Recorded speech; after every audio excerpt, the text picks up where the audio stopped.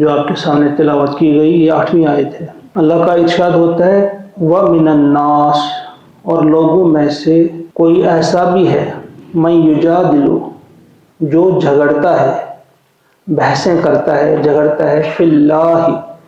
اللہ کے بارے میں، اللہ میں یعنی اللہ کے بارے میں جو جھگڑتا ہے، غیر علم، کسی علم کے بغیر، ولا ہدی ولا کتاب منیر، اور بغیر کسی ہدایت کے، خدا یعنی کسی دلیل کے بغیر، کسی ہدایت کے بغیر، ولا کتاب منیر، اور بغیر کسی